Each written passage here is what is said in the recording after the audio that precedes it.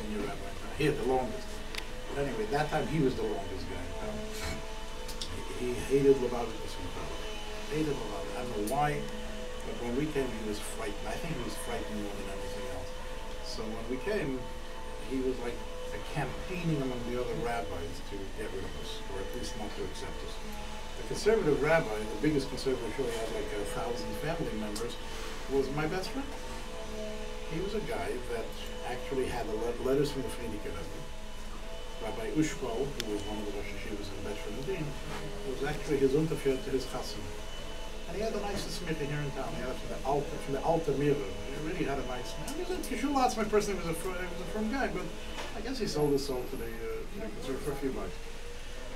But he was really a powerful guy, and he became friendly with us right away. And this guy, Indish was his name, he said to him right away in the beginning, he says, "What are you doing with this guy? What's so friend with him? Why don't you?" He says, "Why not? What's the problem?"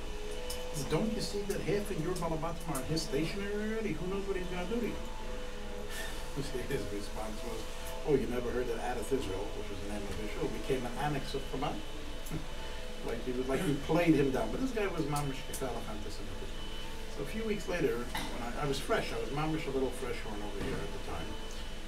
So I started inviting him to functions to come and speak. The Taiwan Savedna to Gehat. He can't come and talk to us bad, so by us he would come and talk good, and then they later he would go talk bad. So he made an ass out of himself automatically. I didn't have to do it. He did a good job for himself. But then happened the big thing, and that's right now, from then on in, he became my best friend. Mamish my best friend until he died. He had a 25th anniversary for his rabbinate in town. And obviously he hated me, so he didn't invite me to the thing. But it was downtown, and they were inviting all the galachim and all the leaders and the rabbis and who knows, all the political men. Obviously he didn't invite me. And I was starting to think to myself, the people in town are not going to know why he's not inviting me. People are not going to know, maybe I didn't get an invitation, that I know.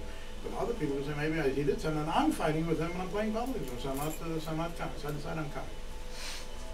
Didn't get invited, but I'm coming.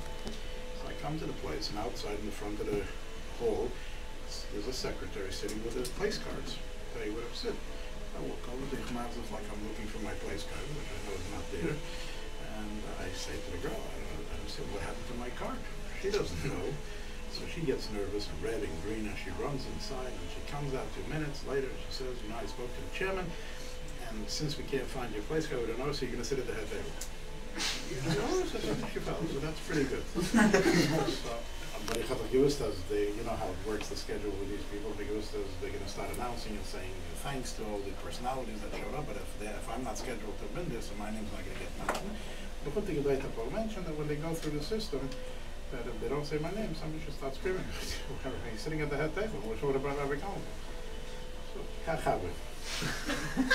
and now the chairman is reading, and he's thanking all the personalities, with them galach, the Genem galach, and this rabbi, and that rabbi, and he finishes.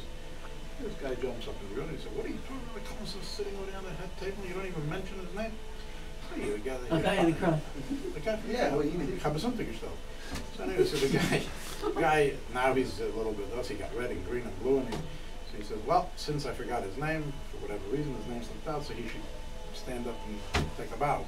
So now if anybody didn't know I was there, now for sure. At the end of the event, he walks over to me, the chairman, and he's starting to apologize. He says, "I mean, you know, you have to understand, I'm only reading from the paper." He says, "No, I know, the rabbi walked over to me, this English. I said, "I can't understand how your name fell out from the list." I said, "Listen, Rabbi English, I really don't want to get into any dialogue with you, but I think I know and you know how it happened. And let's leave it at that." He realized that man became my best friend. He was like, "You're starting." So, you know, you don't have to fight with him to get